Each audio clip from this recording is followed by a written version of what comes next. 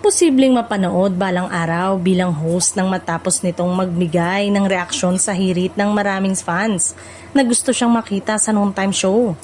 Marami kasing Kim Pao fans ang matagal nang humihiling na mas madalas mapanood si Paolo sa It's Showtime, lalo na't regular host doon si Kim Chiu.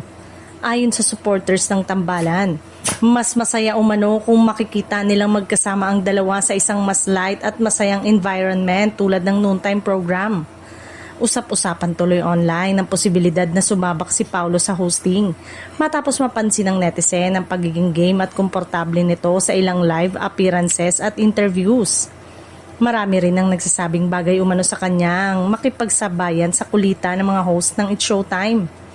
Ayon mismo sa aktor, aminado siyang isang bagong experience para sa kanyang pag-host dahil mas nakilala siya sa larangan ng drama at pelikula.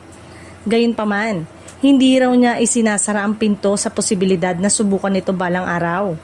Something new siya for me pero masaya siguro kung matry ko, why not? Ani Paolo na agad namang ikinatuwa ng Kim Pao fans online.